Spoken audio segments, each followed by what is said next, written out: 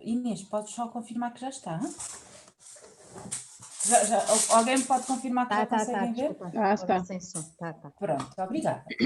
Pronto, eu vou-vos falar um bocadinho do Smart Farmer e acabo também, inevitavelmente, acabar por falar um bocadinho de mim. Eu juntei-me ao projeto, já fez 2 anos, fez agora, sim, exatamente, foi este projeto, estes últimos 2 anos fizeram parte de um projeto piloto para nós percebermos agora que caminho seguir que caminho é que queremos e que caminhos é que queremos percorrer com o Smart Farmer. Portanto, eu vou-vos falar um bocadinho do projeto, dizer-vos só ainda sobre mim, esta é uma área de trabalho nova, portanto eu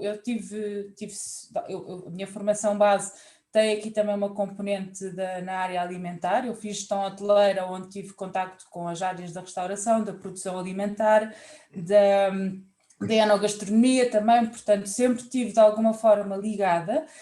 Tive algumas experiências diversas com negócios sociais e juntei-me à Oikos aqui para trabalhar esta área do Smart Farmer e dos circuitos curtos, que era uma área de facto nova para mim. Eu já trabalhava com desenvolvimento rural e com produtores em Moçambique, antes de juntar à Oikos. Tive alguma experiência também relacionada à agricultura urbana, já em Portugal, e os circuitos curtos têm sido uma aprendizagem, portanto, muito boa de facto.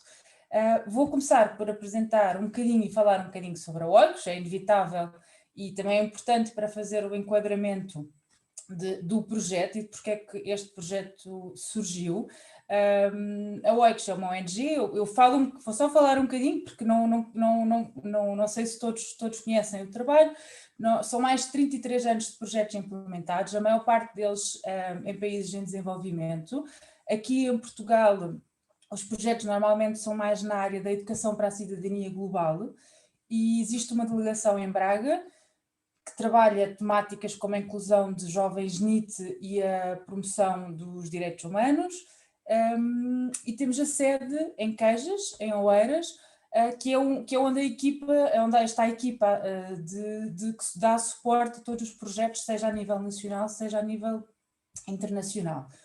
Portanto, aqui a Oikos acaba por estruturar a sua ação em três áreas diferentes, portanto a emergência e a ação humanitária, que é uma resposta rápida após emergências, desenvolvimento e vida sustentável, que é onde se enquadra o Smart Farmer, e mobilização para a cidadania global. Portanto aqui posso dar o exemplo dos kits ODS, que são kits que foram desenvolvidos pela Oikos, sobre os Objetivos de Desenvolvimento Sustentável, que foram distribuídos em várias escolas. O trabalho com as escolas também é muito importante naquilo que é a concretização da missão da Oikos. Portanto, o Smart Farmer surge no seguimento de deste eixo Vida Sustentável, onde a Oikos tem vários projetos já implementados.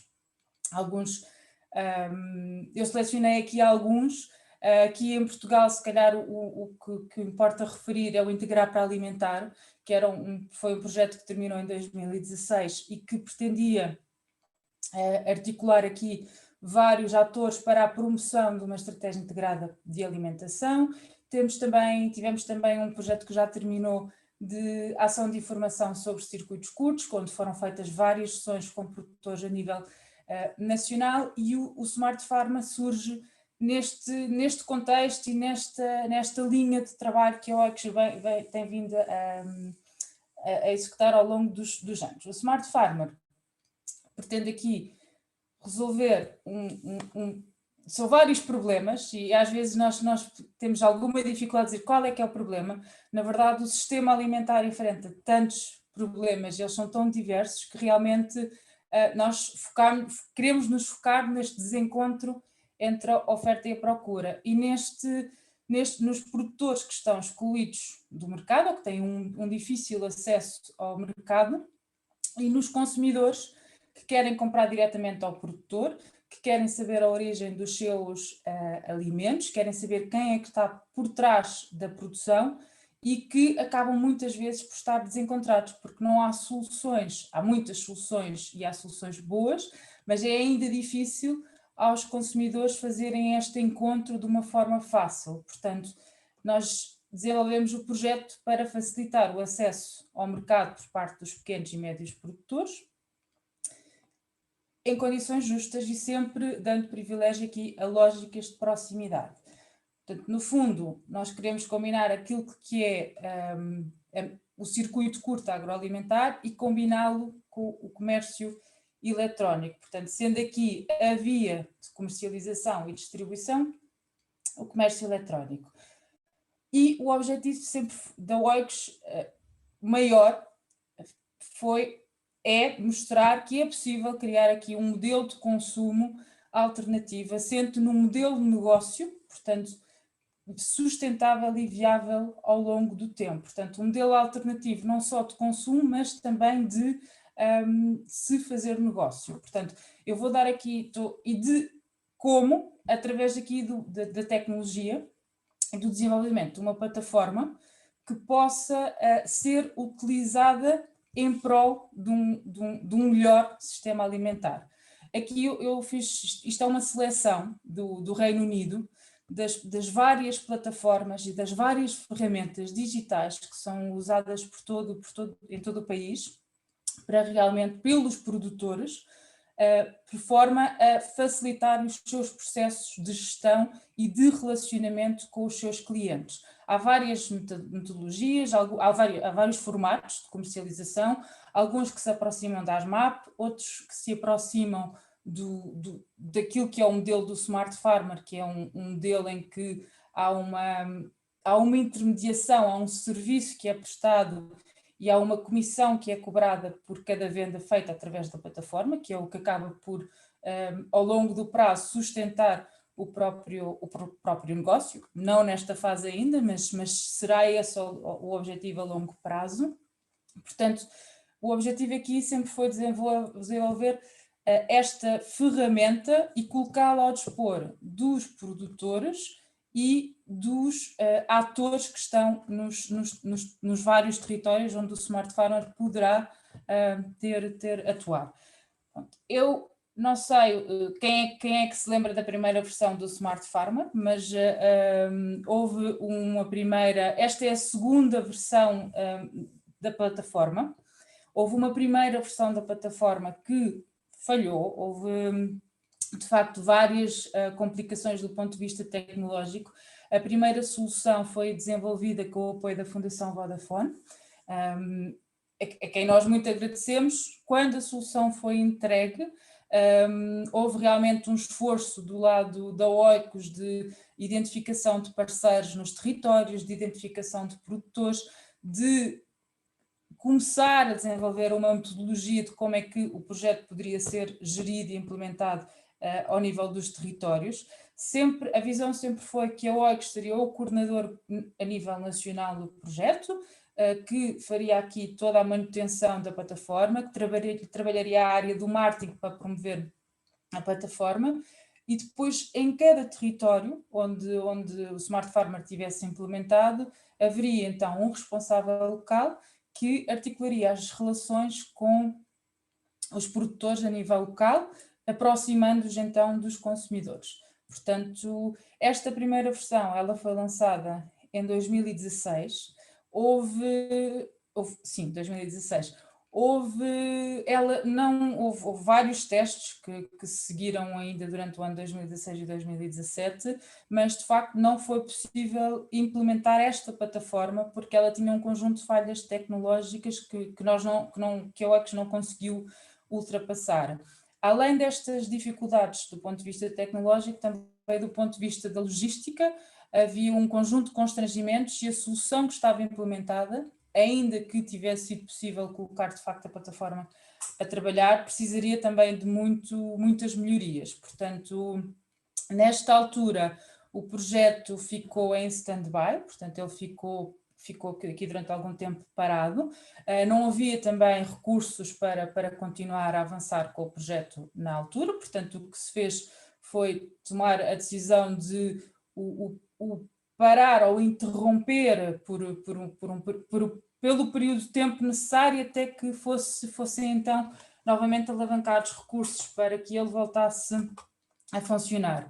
Isso aconteceu durante o ano de 2018, portanto em 2018 foi possível, através do programa Parcerias para o Impacto, foi possível assegurar recursos para levar a cabo 2 pilotos e a partir daí, portanto, 2018 fizeram-se algumas atividades, ainda que poucas, de divulgação, de reativação de algumas parcerias e de facto em 2019 é que começamos de novo a pensar na solução tecnológica, na metodologia de gestão, na abordagem aos parceiros, aos produtores. Portanto, 2019 foi um ano de preparação. Em 2020 é que nós começámos a desenvolver a nova plataforma. Importa dizer que quando estes projetos foram aprovados, portanto estes 2 pilotos, e eu já falo um bocadinho mais sobre eles, não havia ainda, partiu-se do pressuposto para a elaboração dos projetos que a plataforma que estava ainda em funcionamento, que estava ainda online, só precisaria de alguns ajustes, ou que seria, não que só precisaria de alguns ajustes, mas que seria possível trabalhar e fazer ajustes à plataforma que tinha sido desenvolvida com o apoio da Fundação Vodafone. Isso não aconteceu, portanto, na altura ainda não sabia que haveríamos de descontinuar a plataforma, que foi o que aconteceu, e construímos uma de raiz. Portanto, partiu-se aqui do pressuposto que seria possível trabalhar na versão anterior. Isso não aconteceu, o que teve impacto não só ao nível do orçamento, como ao nível do cronograma dos projetos piloto. Pronto. A solução atual, e de facto nós estamos numa fase de tomada de decisões, portanto os projetos já terminaram, nós estamos agora na fase de conclusão do relatório final, temos um conjunto de caminhos possíveis e estamos aqui a refletir sobre todas estas lições aprendidas ao longo deste percurso para tomarmos um conjunto de decisões. Para já, o que nós temos como certo é que o marketplace do Smart Farmer, enquanto marketplace, enquanto ferramenta aqui para os produtores utilizarem, ele está operacional.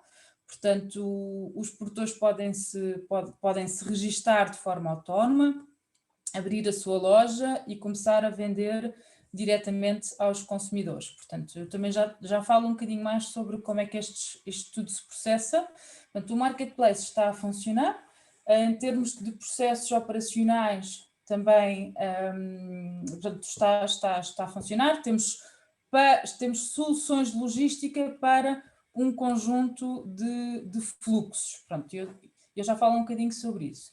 E temos uma perspectiva de transformar alguns núcleos de consumidores que temos vindo a identificar, tanto de consumidores e de produtores, em comunidades de consumo e em desenvolver aqui uma metodologia em torno das comunidades de consumo, porque no marketplace nós conseguimos dar uma resposta de logística para produtos transformados e de valor acrescentado, não conseguimos ter uma solução para os frescos. E este projeto começou com o objetivo de trabalhar com hortofrutícolas, manteve esse objetivo ao longo do tempo, mas tivemos que fazer muitos ajustes naquilo que é o modelo de distribuição.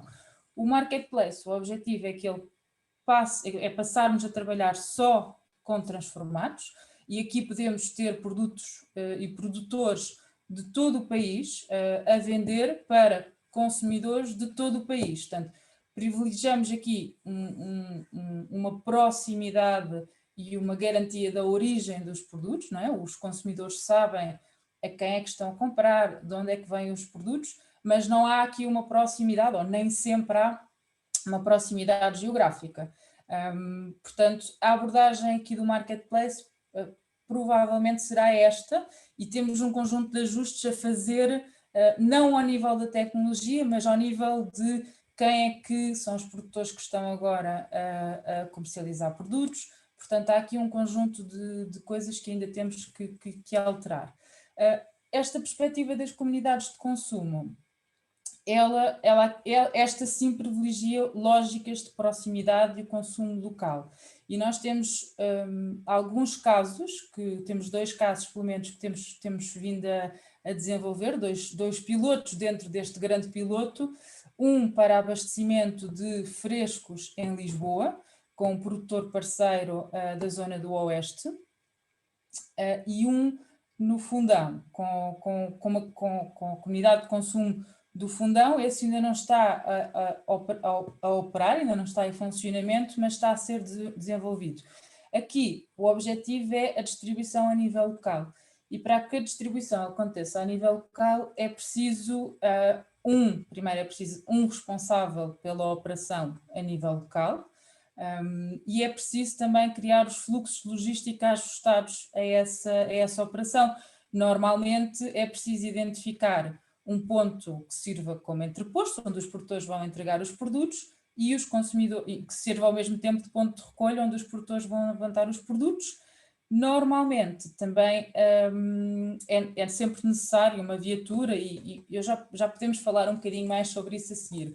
Nós temos uma destas comunidades que ainda não está a funcionar de facto, com este conceito de comunidade. Portanto, temos um conjunto de produtores, temos um conjunto de consumidores, mas ainda não conseguimos aqui aproximar de facto e dar a conhecer uns aos outros. Portanto, isso pode ser feito. Temos aqui algumas ideias para o fazer, não é? Visitas ao campo, sessões de reuniões em que todos falam e trazem as suas expectativas. Portanto, há aqui várias coisas que depois podemos fazer para, de facto, trabalhar este grupo de produtores e este grupo de consumidores como uma comunidade, que ainda não o sentimos como tal.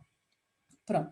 Na solução atual, pronto, os produtores cada um tem a sua loja, tem um espaço onde coloca, portanto, onde cria a sua loja, o seu logotipo, portanto, a sua marca, a sua imagem, os seus produtos, e isto é tudo gerido a partir do back-office. Portanto, o pressuposto é que sejam os produtores a criar as suas lojas, a colocar a informação.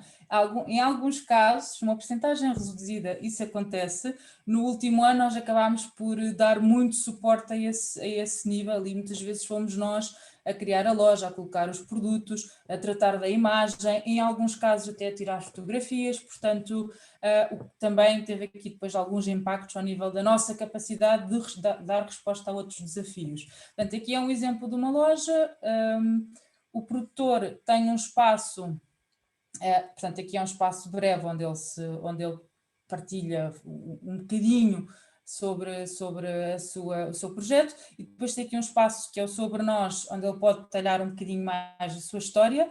Nós quisemos aqui dinamizar histórias do campo, em que pedimos a alguns produtores que no próprio back-office colocassem alguns cadernos de campo, algumas histórias sobre as vivências do campo. Não resultou, mas foi uma boa tentativa. Portanto, pouquíssimos produtores nos enviaram informação, mas não obstante não ter funcionado, é algo que nós queremos que funcione. Não vão ser os produtores a partilhar estas histórias, vamos ter que ser nós a contá-las e a ir ter com eles, e a realmente depois publicar aqui no blog do site. E, pronto, quanto à loja, isto era o que eu queria dizer. Cada produto tem identificado quem é que é o produtor, e caso ele tenha, e isto não está a funcionar para todos em pleno ainda, mas caso ele tenha uma certificação, o objetivo, e eu depois posso mostrar um exemplo, é que apareça aqui o símbolo da certificação, caso ele tenha uma ou mais que uma. E quando ele está associado a uma rede, por exemplo, no caso da Beira Baixa, temos vários produtores que estão associados ao Geoparque Naturtejo e que têm a marca Geofood, e portanto isso também apareceria aqui. Portanto, certificações, marcas coletivas dão uma sensação de confiança grande ao consumidor e valorizam os produtos, e isso é muito importante comunicar isso. Nós temos isso do ponto de vista tecnológico organizado, do ponto de vista prático não o conseguimos ainda fazer, porque novamente o pressuposto é o mesmo, deve ser o produtor a passar-nos essa informação no seu back-office. Portanto, aqui em termos de pesquisa, há a possibilidade de pesquisar por categoria, por vendedor, por mercado local e por município. Portanto, aqui, isto de estados atualizados, mas isso não é relevante, mas o que importa dizer é que eu posso, dentro da plataforma, chegar a um grupo de produtores através de um mercado local, de um parceiro que está localmente a dinamizar o Smart Farmer no seu território. Portanto, eu posso, ao clicar aqui, por exemplo, na ADES, eu vou ter acesso aos produtores que estão associados à ADES e que têm vindo, e que foram, a maior parte deles até, angariados para a plataforma através desta parceria e por este parceiro. Portanto, é uma forma de dar ao consumidor uma possibilidade de encontrar uma seleção de produtores e, por consequência, de produtos através de um parceiro ou através de um município. Portanto, eu posso ir ao cartaz e ver quais é que são os produtores registados do cartaz e depois começar então a ver os seus produtos e a tomar decisões sobre se quer ou não comprar. Os produtos e serviços que podem ser comercializados no Smart Farmer, portanto, os produtos do setor agroalimentar. Aqui haverá de facto algumas alterações em que no marketplace deixaremos de ter frescos e outros produtos que são muito perecíveis, não são só os frescos, mas passamos a ter só os transformados. E aqui o objetivo é que depois os frescos sejam só comercializados através das comunidades de consumo em lógicas de proximidade. Depois temos os produtos não artesanais, porque foram-nos sempre, não estava previsto, mas foi-nos sempre, à medida que fomos para o terreno, foram-nos perguntando se nós também temos sabão, nós também temos artesanato, podemos colocar esta à venda no Smart Farmer. E nós fizemos uma avaliação e entendemos que sim, que faz sentido, porque desde que tenham aqui alguma ligação sempre ao setor agroalimentar e à identidade territorial dessas regiões. Aqui as experiências, eu tenho a vermelho porque é algo que está em agenda, mas não sabemos, mas só será possível com mais recursos. Portanto, temos aqui uma expectativa e com vista também a aumentar as fontes de rendimento das explorações, potenciar aqui a venda de experiências, mas para já é algo que fica e que está em stand-by e que do ponto de vista de infraestrutura tecnológica também não seria diferente de colocar, pode-se colocar um produto ou uma experiência, isso está pensado, mas não sabemos quando é que poderá ser implementado. Temos várias categorias de produtos, como eu já fui falando, queremos dar sempre prioridade a uma tipologia de produtos, portanto, e alguns são sempre aqueles que tenham, cujos métodos de produção estão assentes aqui em boas práticas ambientais. Sobre isso não temos qualquer dúvida. E depois temos aqui algumas marcas, por acaso eu não tenho aqui, poderia ter também, por exemplo, a da GeoFood, mas a própria OGS em tempos tem uma marca, desenvolveu uma marca para um dos projetos que desenvolveu, que estava até mencionado naquela primeira seleção de projetos. Nós, o ano passado, trabalhámos um pouco com a Qualifica, no sentido de compreender melhor também como é que eles trabalham as marcas deles e de que forma é que as comunicam e de qual é que é o caderno de encargos para cada uma das marcas.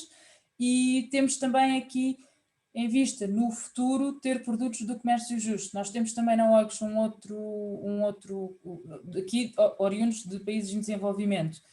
Nós temos um outro projeto que promove este tipo de produtos e conseguimos também este ano, ou o ano passado, não, já foi o ano passado, fazer uma parceria com a Oxfam em que trouxemos para Portugal esta marca que é a Tierra Madre. Ela não está à venda no Smart Farmer, mas está à venda em algumas superfícies do Pingo Doce. Portanto, é uma marca aqui de um parceiro que nós começámos a trabalhar para testar como é que poderíamos trazer para Portugal alguns destes produtos, algumas destas marcas. Entretanto, estava só aqui a ver o tempo. Sim, mas se calhar vou usar mais um bocadinho, Inês. Mas, vendedores, portanto, aqui algumas vantagens, portanto, acesso a novos clientes, nós ajudamos a distinguir e a promover os negócios, a loja online, são os produtores que definem os preços de venda, não somos nós. Há uma gestão autónoma que é feita pelo produtor, conseguimos dar escala aqui a algumas empresas, não que o consigamos fazer agora, ao dia de hoje, mas iremos conseguir, que de outra forma não se conseguiriam projetar, porque o objetivo é que o cliente comece a pensar no Smart Farmer como um local onde vai encontrar produtos genuínos de qualidade que representam os territórios e que pagam e que remuneram os produtores de forma justa, pagamentos e em um prazo mais curto do que aquilo que é normalmente o que é feito por outros players do mercado, uma rede nacional de parcerias, acompanhamento aqui desde a criação da loja até a colocação dos produtos online e uma poupança em investimento em marketing digital, porque acabamos por promover o todo e eles não estão, claro que também têm os seus esforços a nível individual e até porque muitos têm as suas próprias lojas, mas há aqui uma poupança porque eles podem ser, o cliente pode conhecê-los através da plataforma. Aqui em termos de passos, o produtor preenche um formulário de pré-registro, esse é o primeiro passo, ele cria o seu perfil e aceita os termos e condições de funcionamento da plataforma, ele prepara a informação dos produtos para venda online, diz-nos quem é que é o gestor da loja e assina aqui uma carta de compromisso. E esta carta de compromisso para nós é chave porque define... o produtor, de alguma forma, o produtor ao assinar a carta está alinhado com aquilo que são os nossos princípios e esta carta é realmente muito importante. Depois fazemos aqui a abertura da loja e começamos a comercialização. Em termos de mercado, o marketplace está só focado no consumidor final, mas nós acabamos e sabemos que para este projeto conseguir gerar o mínimo de receita para se manter a funcionar de forma independente e sem necessidade de financiamento através de projetos, vamos ter que alargar o leque de canais de venda. Também isto por um lado para a sustentabilidade do próprio projeto, mas principalmente porque a nível local e para os produtores há uma fatia de mercado, há um conjunto de entidades a quem eles poderiam estar a vender e não estão, eles não conseguem de facto concretizar essas oportunidades que existem e ainda não temos aqui afinada a metodologia para de facto a nível local conseguirmos facilitar esta aproximação entre os produtores e as entidades locais da restauração social e coletiva para que eles possam vender diretamente a estas entidades. Do estudo que fizemos, um dos principais constrangimentos é o preço, sempre, mas não só, também há constrangimentos do ponto de vista da logística que também são muito limitantes. Nós estamos agora a concluir 3 pilotos, na Ilha do Tejo, na Beira Interior e no Baixo Alentejo. O do Baixo Alentejo foi-se provavelmente aquele onde tivemos menos capacidade de recrutar, de angariar produtores, de os mobilizar e sensibilizar para esta plataforma, também porque surgiram, em todas as regiões, surgiram muitas plataformas semelhantes de género local e também, principalmente no Baixo Alentejo, e também porque culturalmente há menos vontade de trabalhar com este tipo de soluções. Aqui não vou detalhar, mas são alguns dos objetivos do projeto. Vou saltar um bocadinho e depois, se for preciso, voltamos mais tarde. Nós temos o marketplace a funcionar. 245 pedidos de registro, dos quais nós conseguimos dar resposta a 108 e temos os restantes ainda pendentes. Portanto, há à vontade do lado dos produtores de terem uma solução e terem acesso a uma solução deste tipo. Desde que temos o Marketplace a funcionar, já enviámos algumas encomendas, um bocadinho mais que 300.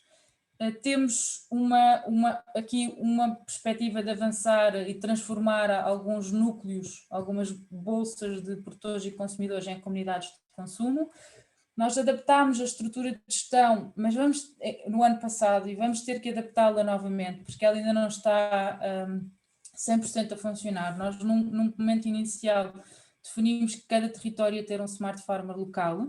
Depois percebemos que sim, é importante ter um responsável por um determinado território. Por exemplo, aqui no caso da ADES, a ADES está responsável pela implementação do Smart Farmer na Guarda.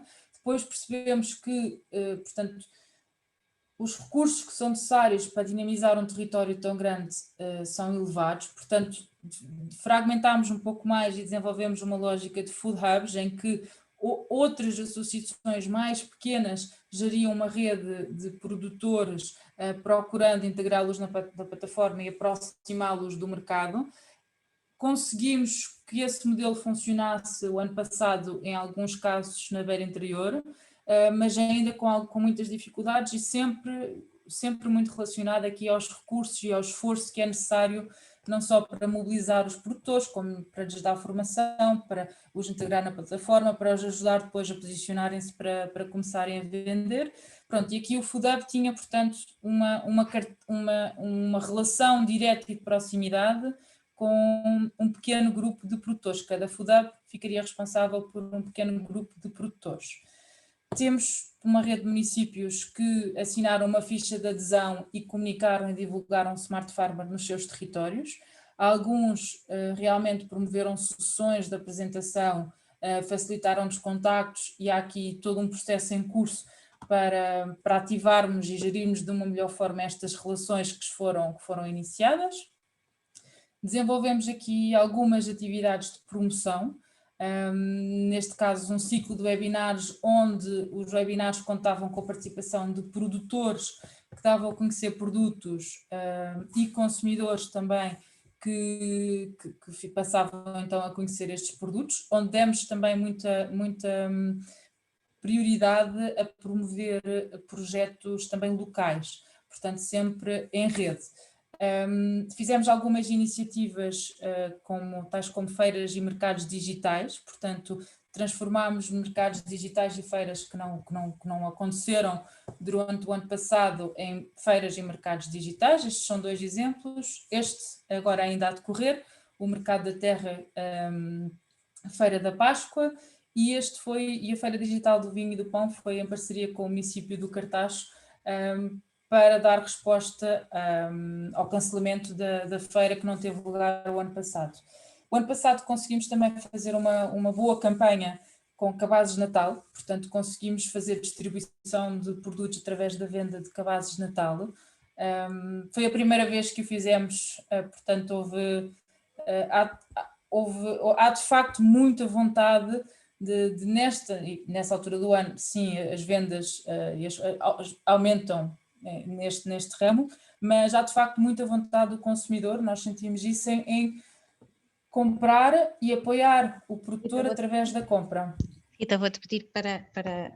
Estamos mesmo. Sim. Está mesmo quase. Esta é a visão que nós gostaríamos, aliás, sim, passo por eles, para o Smart Farmer, que nós funcionássemos como um ecossistema de suporte ao produtor. Podemos falar depois da logística e aqui este é realmente o ponto é que nós estamos, é como é que nós ajudamos o produtor agora que temos a infraestrutura montada a vender mais e melhor. Nós achamos, e este é o desafio, é o próximo grande desafio, e nós achamos que deve haver aqui quatro áreas de trabalho. Uma ao nível do planeamento, em que há aqui de facto um esforço coletivo para ajudar a ligar a oferta à procura. Seguir ao nível da cadeia de distribuição, porque as soluções de logística para circuitos curtos e para estes modos de comercialização são escassas, ainda estão a começar a surgir, na maior parte das vezes são os próprios produtores que assumem toda esta logística, e são produtores, são comerciantes, são estafetas, são um bocadinho de tudo. No acesso ao mercado aqui, através também da valorização do produto e da promoção dos mesmos, e depois no apoio em diversas áreas da cadeia de valor. Nós entendemos que, e da experiência de campo, sim, é importante apoiar a venda e facilitar este acesso ao mercado, mas há muito mais trabalho para fazer, e às vezes coisas tão simples como melhorar o embalamento, melhorar a imagem dos produtos, isso tem um grande impacto. Além de que, em última análise, nós também queremos promover sistemas de produção mais sustentáveis, portanto, e não conseguimos, naquilo que foram os pilotos, dar resposta também a esses objetivos. É tudo para já. Acho que vão haver muitas perguntas, portanto, ou pelo menos espero, se não tiverem eu tenho, portanto vou aqui interromper a partilha e desculpem ter demorado aqui um bocadinho mais. Olhem, eu vou pedir para porem, quem quiser fazer as perguntas por chat, fazer pelo chat, quem quiser pôr a mão no ar para realizar as suas perguntas. Não sei se alguém quer começar. E enquanto, eu quero também agradecer, porque faltou-me isso no início e faltou-me isso no fim. Portanto, obrigada pelo convite e por esta oportunidade de poder partilhar e dar a conhecer o projeto a cada vez mais pessoas.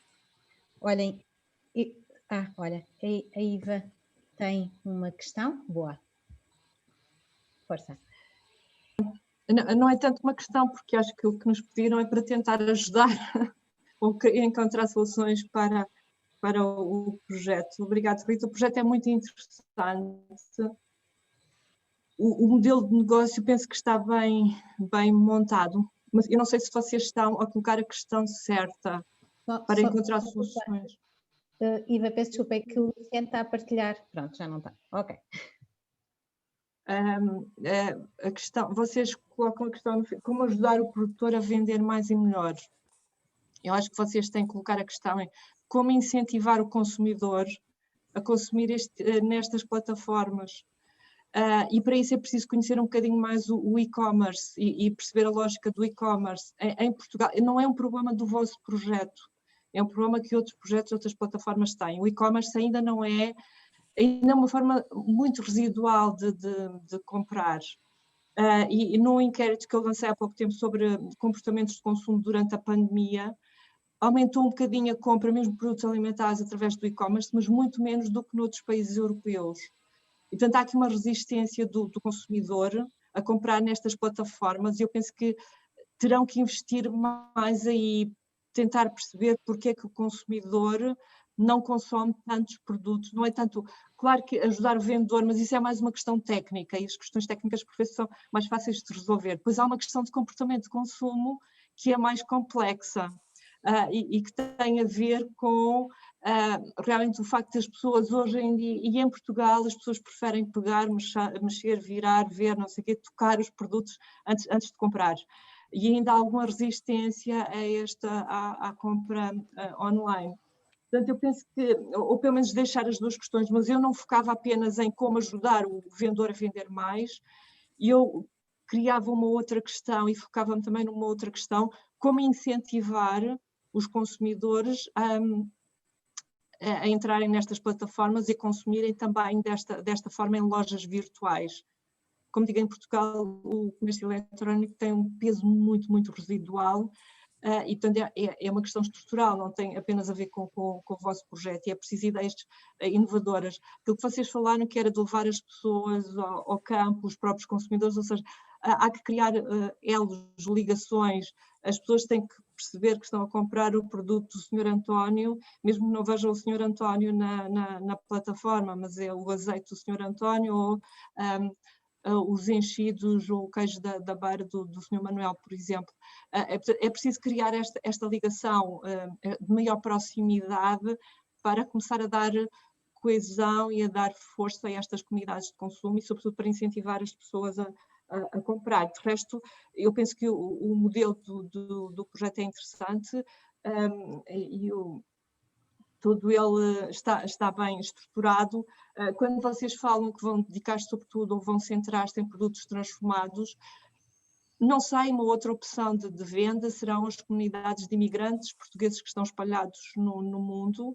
E quando vocês falam em enchidos, queijos, etc., eu penso que há aí um enorme potencial para distribuir. Claro que já ultrapassa o circuito local, a lógica do circuito local, mas é na mesma forma de tentar ajudar, no fundo, os vendedores a vender mais, a fazer chegar estes produtos, que têm muito cultural também, a essas comunidades que estão espalhadas pela Europa, por exemplo, se não quiserem ultrapassar a Europa. Pode ser também mais um potencial canal de venda de produtos. Obrigada, depois posso intervir mais, mas não queria também monopolizar. Obrigada, Iva. Agora, Alexandra, por favor. Obrigada, Rita, pela tua apresentação. Eu tive, portanto, a trabalhar no Baixo Alentejo, em Mértola, realmente revejo-me na dificuldade que é ter uma espécie de ligação com os produtores. No entanto, também vejo que são histórias mal construídas do passado, e então há muita resistência ainda nesse sentido. O meu projeto visa mesmo aproximar os produtores do consumidor, ajudar o consumidor a estar informado e ajudar os produtores a divulgarem a sua história, porque eu acho que é este o grande elo de ligação, que é, vamos conhecer o Sr. José, que faz tomates ou aquilo que seja, e falta muito a parte audiovisual, por isso é que eu fiz esta candidatura para este projeto, porque acho que falta uma grande oferta de apoio para estes produtores a nível do audiovisual, desta parte da internet, com isto da pandemia, que impulsionou muito mais esta questão. E também queria perguntar, eu estive mais ou menos ligada num projeto em relação à distribuição, à redistribuição alimentar, e queria perguntar se houve algum pensamento em começar a redistribuição a partir dos mercados municipais, que é isso que também acho que se está a perder muito, é a questão dos mercados municipais. Eu atualmente estou aqui numa zona do Algarve que é Castro Marim Altura, e o mercado ainda não tem 2 ou 3 bancas, mas sei lá, a partir do mercado, ou seja, os produtores vão distribuir ao mercado, haver um ponto comum entre todos, e a partir dali também haver alguma distribuição a partir dali, para o consumidor, haver uma espécie de gestão em que o local ponto seria o mercado municipal das pequenas terras, e pronto. Espero ter contribuído, obrigada. Sim, Alexandre. Inês, não sei se... Obrigada, Alexandre. Inês, não sei se vou respondendo, eu agora não, no caso Eu acho que sim, nós temos também, eu acho que é para ser uma conversa, portanto acho que sim, vai respondendo. Depois também temos o Vítor, temos uma pergunta da Cecília, portanto vamos avançando, força, responde. Sim, eu ia responder que... E primeiro perguntar, Alexandre, este projeto foi uma parte foi já em parceria com a ADPM. Não sei se está ligado com o Já Ali ou Já Aqui, não me lembro se é Já Aqui ou Já Ali. Sim. Ok, porque eu já vi, a ADPM partilhou comigo o inquérito que estás a fazer. E depois temos também que trocar então contactos para falar, podemos falar um bocadinho mais sobre esse âmbito. Sobre a distribuição, sim, o piloto, nós não só explorámos essa hipótese em Lisboa, portanto, porque a nossa sede é em Lisboa, e tentámos perceber como é que, e visitámos alguns mercados e realmente tentámos perceber como é que poderíamos fazê-lo a partir de Lisboa. Acabámos por chegar a verificar aquilo que já suspeitávamos, que não há praticamente produtores a vender nos mercados que nós visitámos em Lisboa. Portanto, teríamos então que repensar o formato, e em Lisboa ficou em stand-by, onde nós estamos a avançar nesse sentido é na Beira Interior, no Sabugal e no Fundão. No Sabugal foi feita uma candidatura para se fazer uma pequena loja no mercado municipal, portanto, que ainda não sabemos se foi aprovado ou não, portanto, o município apresentou a candidatura no âmbito de uma das linhas, das oportunidades dos circuitos curtos, e estamos em stand-by em relação a essa. No Fundão, a Câmara do Fundão disponibilizou-nos um espaço, que é a partir daí que vamos dinamizar essa comunidade de consumo, na praça. E nós pedimos especificamente que fosse na praça. É uma loja onde os produtores entregam. Portanto, neste momento ainda não estamos a trabalhar com os produtores que vendem atualmente na praça, mas sim com produtores que estão associados a uma associação local, com quem nós temos vindo a trabalhar ao longo deste último ano. E esses produtores vão então entregar, o objetivo é que eles entreguem nessa loja na praça e a partir dali organiza-se a distribuição.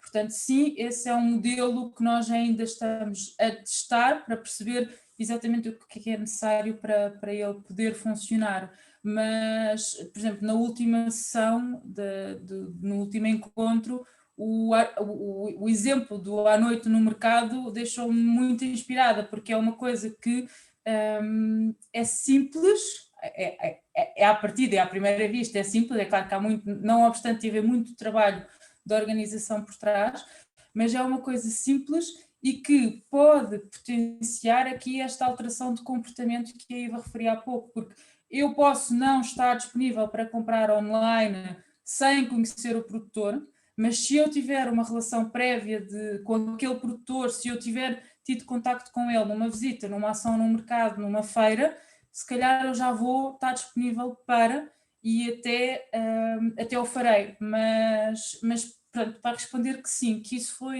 tem vindo a ser considerado e testado. Obrigada, Rita. Aqui posso, antes de dar a palavra ao Vítor, dizer que a Iva falou na população mais idosa. A população mais idosa é uma das populações que adere com muita vontade à noite no mercado, portanto, e a Iva aqui falava na distribuição porta a porta, que seria importante. Eu vou passar ao Vítor, depois digo a questão que a Cecília colocou no chat, está bem? Sim, eu posso... ok. O Vítor primeiro, ok. Não. Ia ver o chat. Não, pode ser. O que é que prefere? Se calhar, não sei. Vítor, já tem a palavra, portanto... Pronto, já tenho a palavra, sim. ok, pronto. 4 pilares. Eu tenho a mania dos 4 da mesa, estou formado pela mesa, acompanha-me todos os dias, não é? Enfim. E há aqui 4 pilares para mim que são importantes nestas histórias das plataformas. Primeiro, há que pôr ao mesmo nível os produtores e os consumidores. Existe esta mania muito do mercado, o mercado é que manda, o mercado é que manda. Eu farto de dizer inúmeras vezes, o mercado é inculto. Então, quando nós falamos em mercados como os nossos consumidores, nem vou falar de problemas como o poder de compra, como as modas, como a televisão controlar toda esta rapaziada e levá-los a consumir coisas, a iliteracia alimentar, ninguém lê um rótulo, ninguém percebe o que lá está. E, portanto, há muito esta mania de que os mercados é que mandam. E nós já vimos o que é que deram os mercados com as austeridades, essas histórias todas. Não é? Portanto, nós temos que expor ao mesmo nível. E quando eu digo isto, é a mesma história. O mundo académico e o mundo rural, o mundo da tradição tem que ser postos ao mesmo nível. E nós temos que esclarecer isto claramente. Todo tipo de conhecimento e informação é igualmente importante. E não só, neste caso, do lado do consumidor.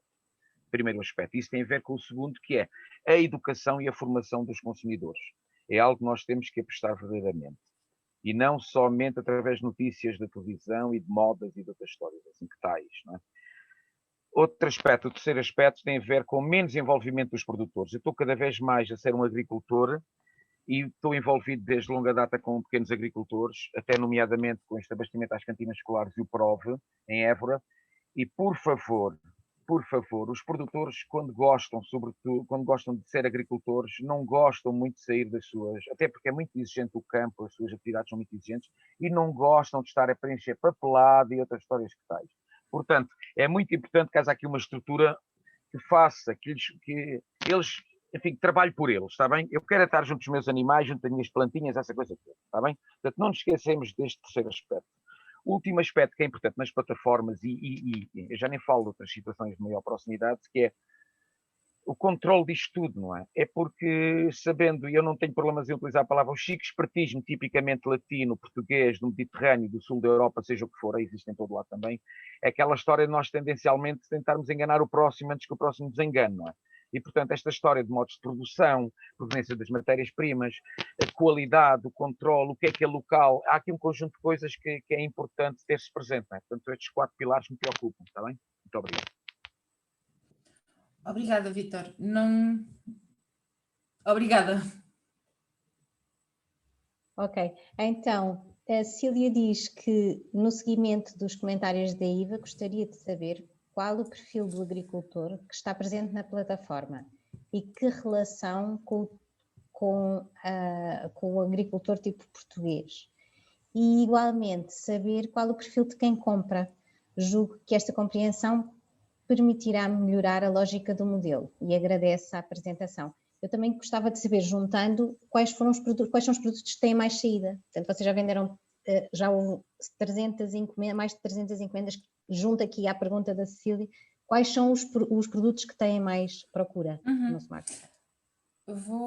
E ainda estava só aqui a pensar nos comentários no Vítor, é uma forma muito pragmática de colocar estes problemas e estas preocupações que também que as partilhamos. Estava aqui a olhar todas elas. O envolvimento dos produtores é uma aprendizagem que tem sido dura, porque acabamos por nos sobrecarregar a nós, mas é cada vez mais evidente que temos que ser nós, e que onde tivemos mais sucesso em termos de estratégia de angariação e mobilização foi onde se fez o trabalho pelos produtores.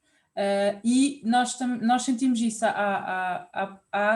Eles estão muito cansados de serem abordados por agora vem a plataforma A, agora vem a plataforma B, e isso nota-se. E falam sobre isso, e é bom que nos falem sobre isso, porque mostra que também há uma relação de confiança. Respondendo à Cecília, eu não sei dizer, nós não sabemos dizer ao dia 2 qual é o perfil. Há vários perfis, ainda não conseguimos aprofundar quais é cada um deles. Portanto, os produtores que vêm para a plataforma, a maior parte deles são-nos referenciados por um parceiro local, com uma outra exceção. Quando estas exceções ocorrem, somos nós que fazemos fazemos uma avaliação de sim, não avançamos com este produtor, como é que associação é que conhecemos a nível local que nos possa dar uma referência sobre este produtor. Portanto, tem sido muito, o modelo de angariação tem sido muito com base nas parcerias no terreno. Há vários perfis e nós não conseguimos ainda aprofundar. Portanto, um próximo passo, e que será certamente desenvolver uma pesquisa estruturada sobre quais é que são estes vários perfis. Nós temos produtores que não têm, e vou falar aqui ao nível das competências digitais, não têm sequer e-mail, não sabem passar as fotografias do telemóvel para o computador, e depois temos produtores na outra ponta que abrem a loja, colocam as fotografias, colocam os preços, fazem tudo de A a Z no back-office da plataforma, praticamente sem nós precisarmos explicar nada. Nós temos um pequenino manual, mas alguns nem sequer recorrem a esse manual. Portanto, em termos de modos de produção, há menos produtores com certificação do que nós gostaríamos, sim, agora vou-me focar primeiro na certificação, mas muitos, por serem referenciados, nós sabemos que, não obstante eles não terem uma certificação do modo de produção biológico, eles seguem esses princípios e implementam esses princípios nos seus processos, seja na produção, seja na transformação. E há também um conjunto de produtores que têm o certificado de produção artesanal, isto no que diz respeito aos transformados. Portanto, é-nos ainda difícil dizer qual é que é o perfil, porque não há um perfil, há vários perfis. E posso depois tentar concretizar um bocadinho melhor esta resposta, mas sobre a outra pergunta, os produtos que têm mais saída, há portanto, e posição de consumidores. A Cília pergunta também se tens uma ideia do tipo de... Sim. Vou separar então, porque vou separar pelos frescos e pelos transformados. Na questão dos frescos, são produtores que já são consumidores, e nos frescos nós só estamos a abastecer frescos em Lisboa, através deste produtor parceiro, e nos frescos são consumidores que já estavam de alguma forma a consumir, a comprar diretamente ao produtor. Portanto, e que têm muitas preocupações, não só ligadas à saúde, mas também ligadas ao ambiente. Eu ia dizer que as de saúde são mais importantes para o consumidor do que as preocupações ambientais. Mas a maior parte que tem comprado frescos de forma regular e que tem recorrido, que faz parte deste grupo de consumo, ainda não é uma comunidade, mas deste grupo de consumo, já consumiam desta forma. Portanto, nós não os trouxemos para este lado, eles já faziam, passaram foi a fazê-lo connosco. Do lado dos transformados, está muito ligado a um vínculo, há um vínculo emocional muito forte. Normalmente são consumidores que são naturais daqueles territórios e que conhecem aqueles produtos, mas que não podem ir à feira, não podem ir à terra, não têm acesso àqueles produtos e então usam a plataforma para os comprar. Normalmente chegam-nos porque vão pesquisar um produto específico, portanto não conhecem a plataforma, não conhecem o produtor, mas vão à procura de um produto específico e encontram a plataforma e esta oportunidade então de comprar. Portanto, há este vínculo emocional e há esta questão de haver já um conhecimento sobre aquele produto, saber que ele existe, normalmente onde é que ele existe, mas não ter a possibilidade de o comprar no sítio onde reside. Não tenho informação sobre estas informações que tenho são sobre as motivações, porque acabamos por fazer, são 300 encomendas, mas um conjunto delas são de regulares, portanto de clientes que começam a ser regulares, portanto ainda, e numa fase inicial houve possibilidade de nós fazermos um acompanhamento telefónico breve e perceber como é que conheceram, como é que chegaram até aqui, o porquê desta compra. Então estas conclusões que temos são simples, são unicamente baseadas nestas pequenas entrevistas, nestas pequenas conversas para perceber as motivações e como é que nos tinham conhecido. Portanto, não tenho informação sobre dados socioeconómicos, nem tão pouco, esse será também algo interessante de numa fase mais à frente de se explorar. Nós tivemos uma parceria com um projeto promovido pelo Politécnico da Guarda, em que o objetivo deles era de facto aprofundar este tipo portanto, fazerem de facto e avançarem com este tipo de investigação, mas o projeto, mas isso estava previsto para a primeira fase do projeto e não havia de facto dados não havia clientes e consumidores para se poder fazer essa análise. Sobre os produtos, Inês, os frescos, e dentro desta distribuição de frescos, assim que colocamos o queijinho, o pão e a broa, esses são clássicos, em todas as encomendas vai o queijinho, vai o pão e vai a broa, porque além dos frescos fizemos esse teste, acrescentámos esses produtos e eles saem sempre. Na parte dos transformados, os queijos da zona do Fundão, há um produtor em concreto que tem tido uma performance muito interessante, são queijos DOP, portanto são queijos que são um bocadinho mais caros e pelas razões certas do que nós se calhar estamos habituados, e há um produtor do Sabugal que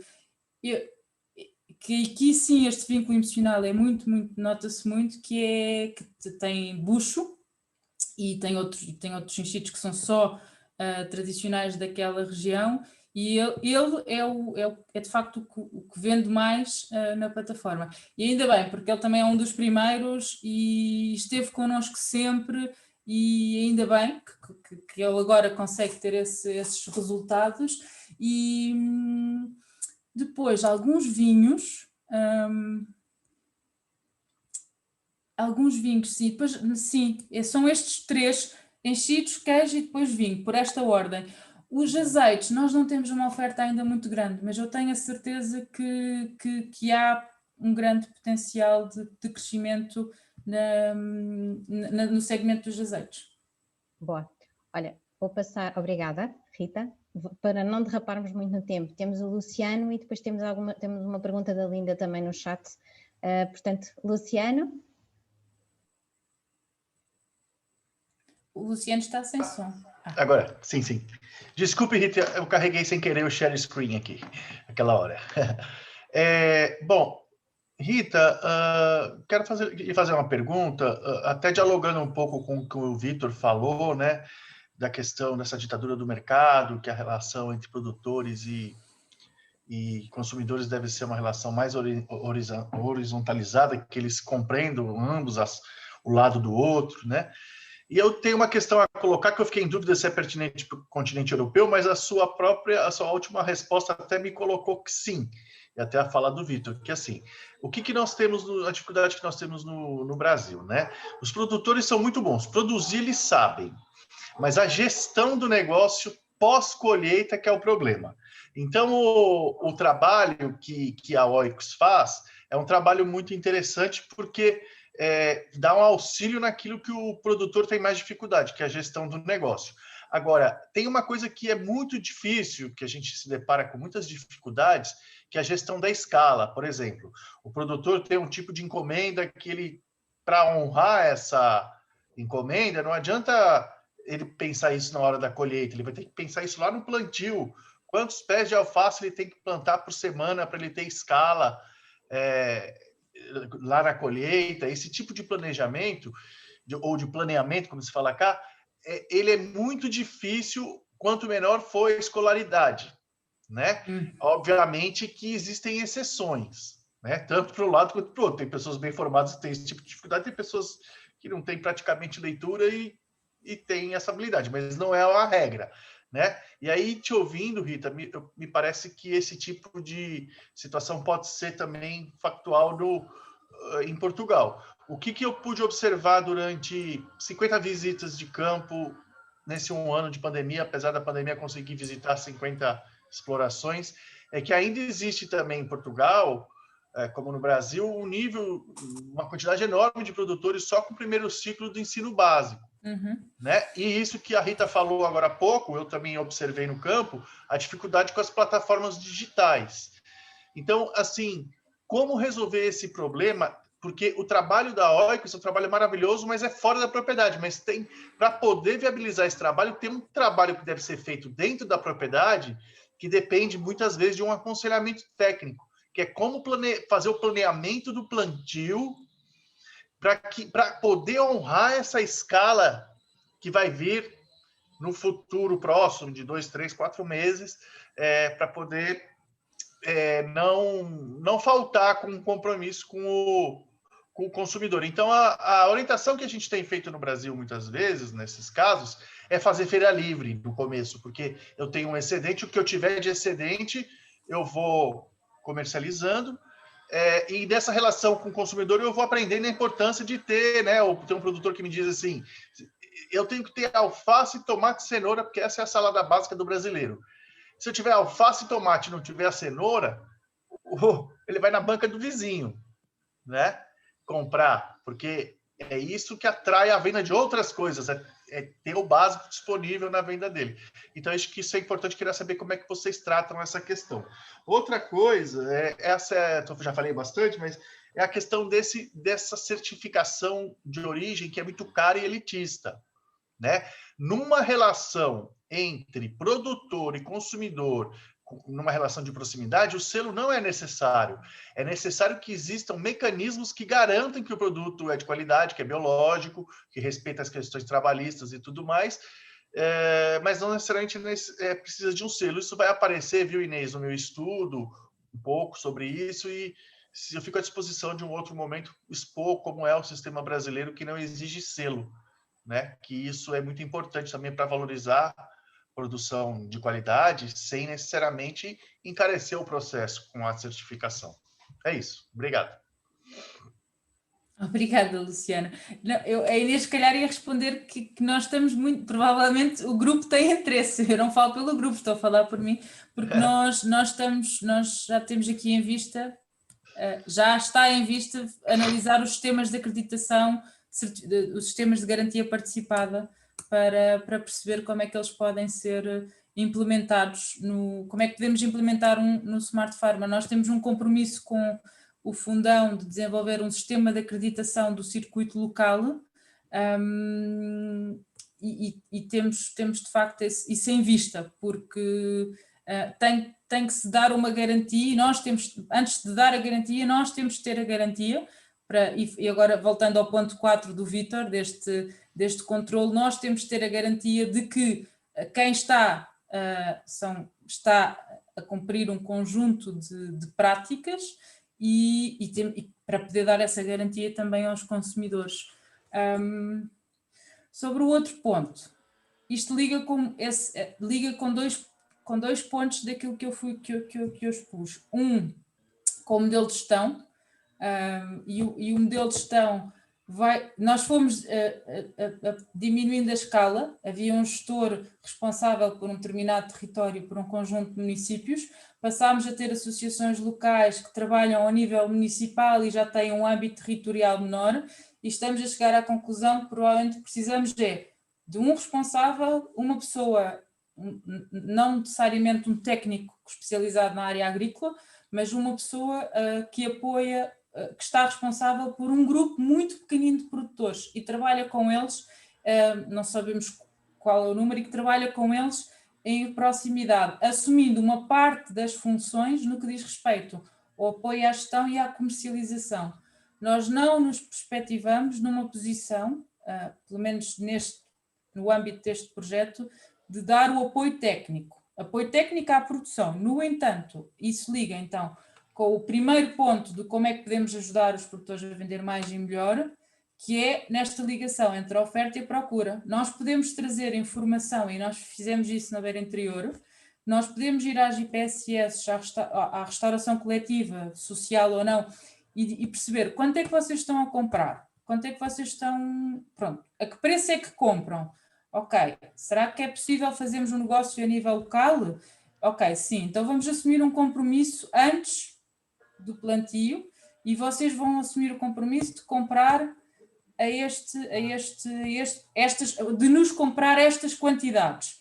Ok, vamos definir o preço, e depois trabalharíamos com os produtores no aconselhamento em termos de que quantidades produzir, não no resto.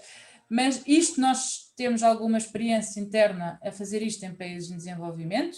Isso foi em concreto o que eu fiz, uma das minhas funções num trabalho que desempenhei num projeto em Moçambique, mas isso é uma área que exige uma quantidade de recursos muito grande para conseguir de facto ser efetiva, porque nós passaríamos a assumir quase que um papel de cooperativa, e isso é uma responsabilidade muito grande e obriga a uma infraestrutura também muito grande, seja em termos de recursos, seja em termos de infraestrutura e equipamentos.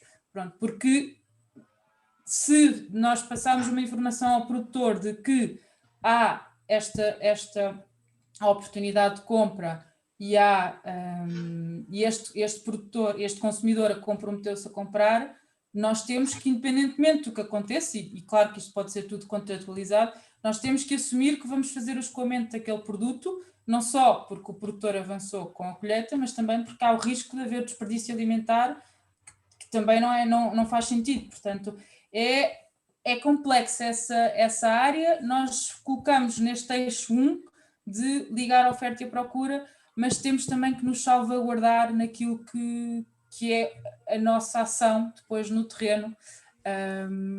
Portanto, e respondo assim, porque de facto essa é uma das maiores dificuldades, é realmente o que é que o produtor vai produzir e qual é que é a necessidade qual é que é o volume de compras que ele vai ter. Nesse aspecto, os modelos das AMAPs e dos CSAs são muito importantes porque asseguram um fluxo de encomendas contínuo, e as comunidades de consumo poderão ser construídas e desenvolvidas assente nesse tipo de modelo, que pelo menos assegura que uma quantidade da produção é escoada através das comunidades de consumo. Ok, obrigado. Nós vamos resvalar 10 minutos, se vocês não se importam. Temos aqui ainda 3 perguntas. A Linda pergunta se a pandemia trouxe um incremento nas compras, encomendas. Pergunta ainda como lidam com as encomendas.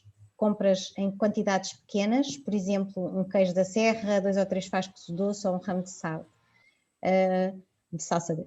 Como é que os produtores respondem a este desafio, possibilidade?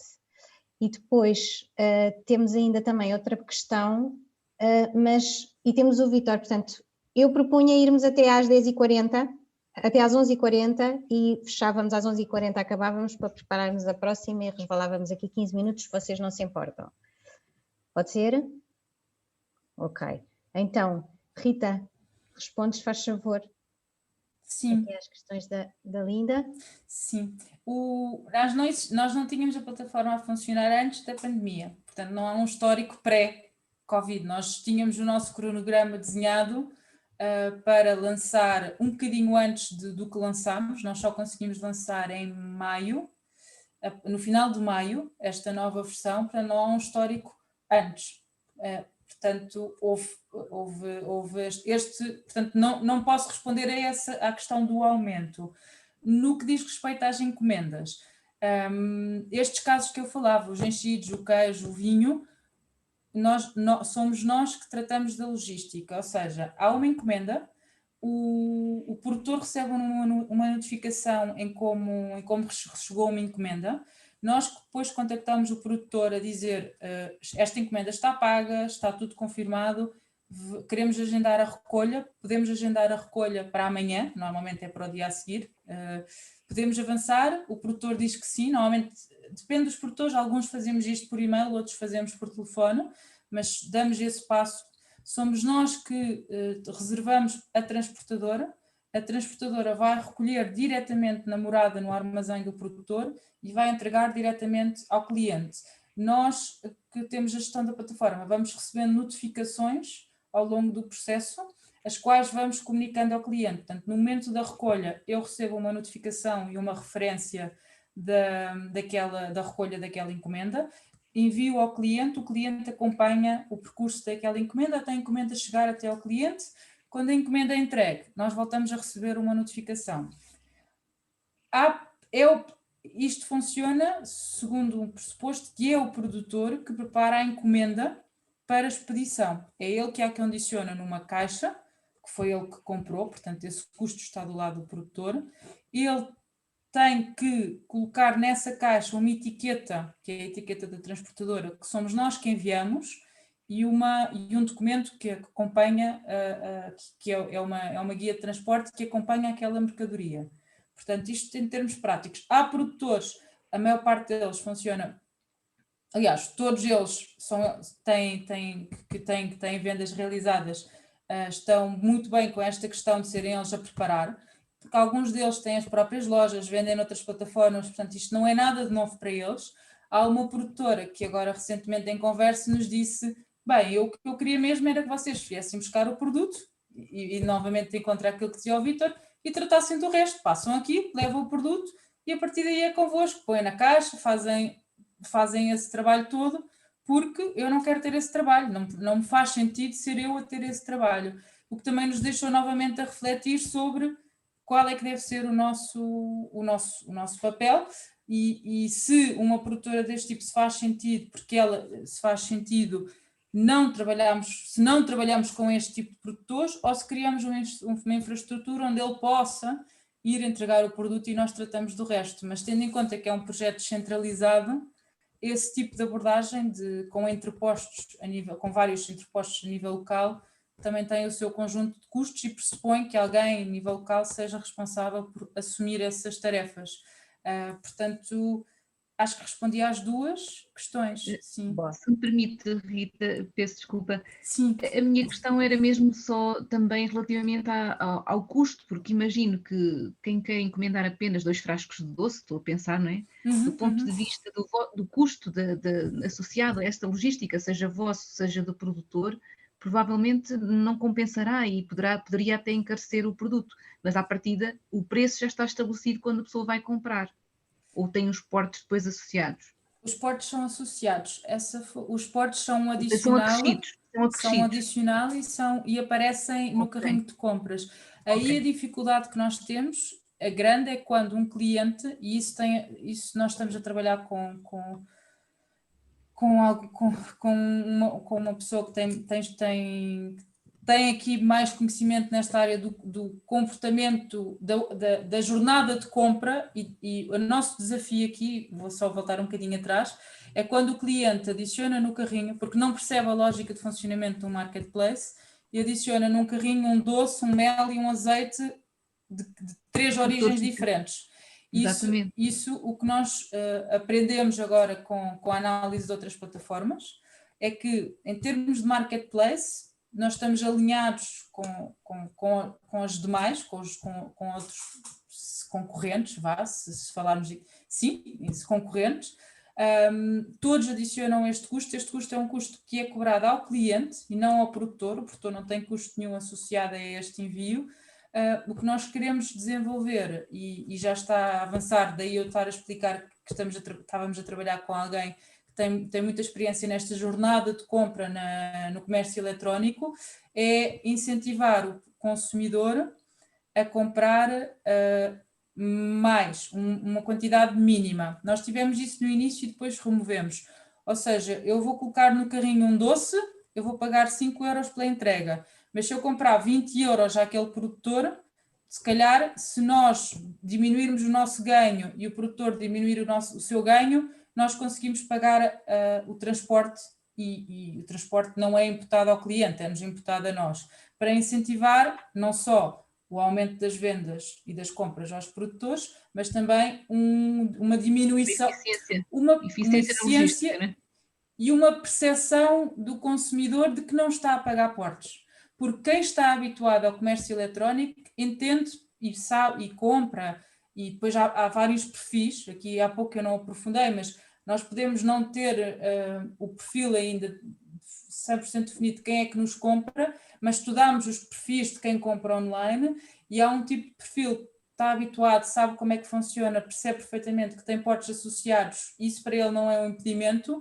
E há o outro perfil que vai ao mercado e vai ao supermercado, em que aquele custo, que é um custo que nunca é real e que, enfim, e certamente não é justo, mas tem lá tudo. Tem tudo. Tem os custos ambientais, tem os custos de produção, tem os custos de transporte. Portanto, esse consumidor é mais resistente, esse perfil. Mas lá está, com estas estratégias que nós também fomos aprendendo a partir de outras plataformas, este incentivo a uma compra em maior volume poderá ser uma solução para resolver esse problema dos custos.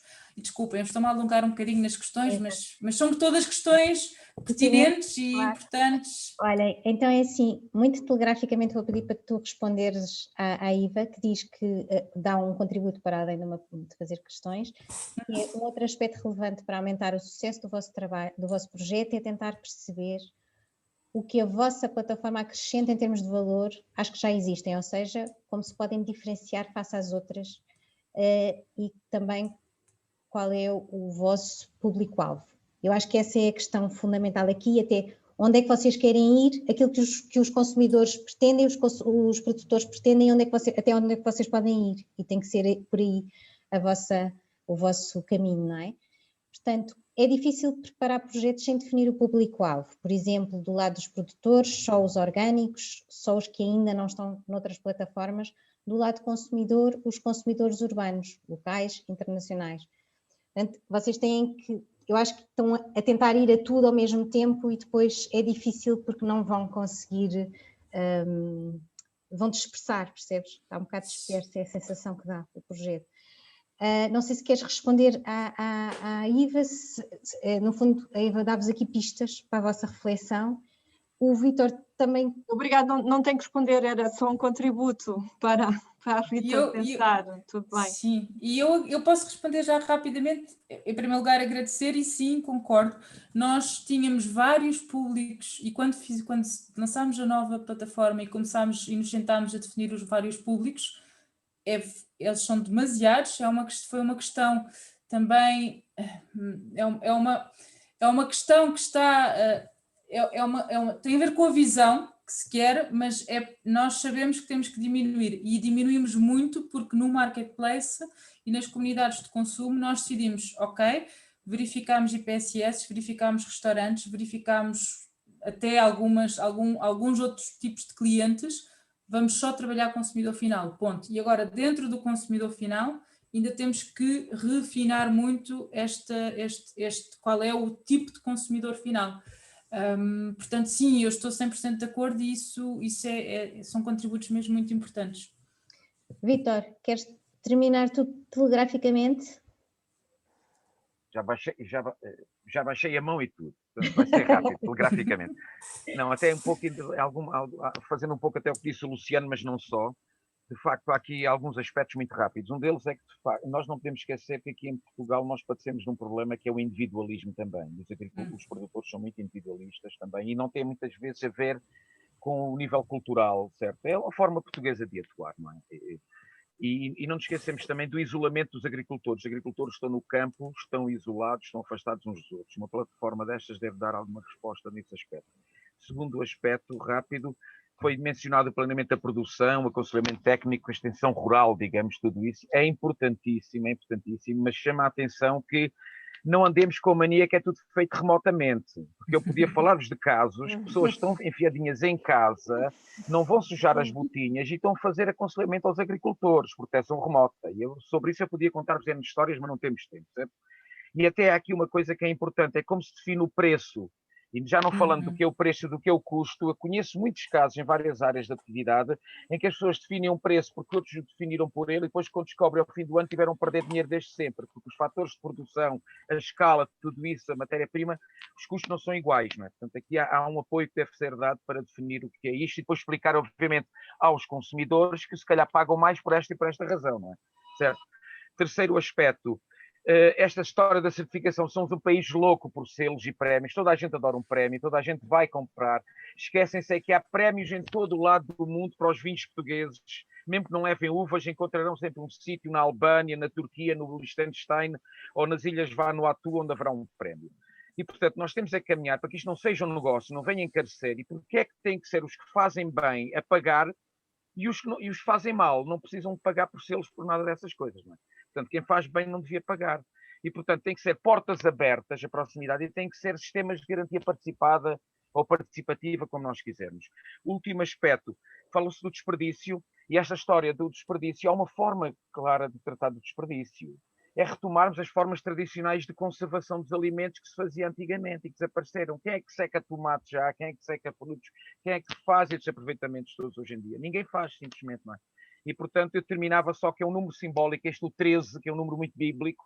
Tudo isto passa pela ética e não estarmos deslumbrados com o remoto, está bem? O novo normal tem que continuar a passar pelo contacto humano. É só isto que eu tinha a dizer. Muito obrigado. Exatamente.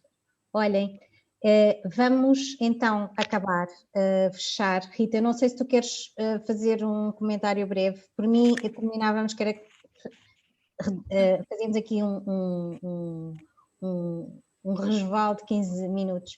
Portanto, nós já temos marcado o próximo. Para já, Rita, muito obrigada por teres trazido cá o Smart Farmer e a todos pelas contribuições. Acho que a Rita leva daqui algumas coisas importantes para refletir. Em relação ao próximo encontro, portanto, vai ser no dia, Maria José, agora conto contigo também, dia 10 de maio, que é uma segunda-feira, das 10 ao meio-dia, e esse é capaz de resvalar um bocadinho mais, porque vamos ter a Isabel Rodrigo a falar sobre processos de certificação participada ou de garantia participada, e o Monte Mimo, a Rita Magalhães do Monte Mimo, que irá falar sobre um processo que está a decorrer no Monte Mimo. Vamos abrir, se estiverem todos de acordo, vamos abrir esta sessão mais, provavelmente não vamos conseguir fazer o mesmo modelo que temos, porque abrimos para fora até do alimentar cidades sustentáveis. Há muitas pessoas que estão muito interessadas nesta temática, e então seria uma sessão mais, abriríamos mais a sessão. E é isso, basicamente é isso. Portanto, já foi combinada, esta sessão foi combinada na nossa sessão anterior. Entretanto, foram sendo feitos os contactos e foi-se fechando um bocadinho a estrutura do encontro. Portanto, guardem todos, dia 10 de maio, das 10 ao meio-dia e meia, é capaz de ser, pronto, é capaz de avançar. Vamos tentar que as apresentações sejam sintéticas para depois poder haver tempo para debate. Muito obrigada a todos por terem estado aqui no nosso encontro. Maria José, queres dizer mais alguma coisa? Não. Pronto. Vamos continuar agora com o tema dos sistemas de certificação participada. Vamos avançar porque há várias pessoas, entidades que nos pedem que nós tratemos esse assunto. E, de facto, é um bocado desconhecido em Portugal, nós não debatemos, mas nós, o Luciano pode nos ajudar um bocado. Era isso. O Luciano já percebi que tem muito know-how nessa matéria. No Brasil, de facto, é utilizado. A ideia é que o que ficou combinado na sessão de março era fazermos dois encontros sobre certificação participada. Um sobre Portugal e, portanto, com a Isabel Rodrigues e com a Rita, e depois um segundo sobre outros processos que decorrem de outros países. Portanto, Luciano, falamos sobre esse outro encontro. Muito obrigada a todos. Muito obrigada, Rita, pela... Obrigada, é mesmo importante fazer parte deste grupo, e por isso bem-aja por todo o trabalho e saber que vou daqui com estas reflexões todas e ter esta oportunidade também de vos contar um bocadinho por onde é que andamos, onde é que estamos e para onde é que esperamos ir. Portanto, obrigada eu. Obrigada. Inês, posso dar uma informação? Com certeza. Então, no âmbito do Robuste, que estou a trabalhar na parte do abastecimento local das cantinas, portanto, restauração coletiva, no dia 21 de manhã, entre as 9h30 e o meio-dia e meia, vai haver uma sessão com a apresentação de 3 experiências de abastecimento local das cantinas. As inscrições vão ser restritas à LVT, portanto, está muito orientada para as câmaras municipais que têm responsabilidade da organização do abastecimento das cantinas escolares, mas a Rede Rural Nacional vai transmitir através do Facebook em direto. Portanto, pode-se seguir em direto através da rede. Vai ser Vila Nova de Gaia, portanto, as experiências vão ser Vila Nova de Gaia, Torres Vedras e os Olivais, ali, Junta de Freguesia dos Olivais, em Lisboa. E pronto, nós queremos que seja, de facto, uma explicação, que seja uma aproximação à forma como se organizam estes abastecimentos, do ponto de vista do funcionamento e da logística e, por outro lado, da contratação pública. Portanto, como é que se redigem os cadernos de encargos de maneira a que a componente da proximidade e da sustentabilidade sejam introduzidas como critérios de adjudicação.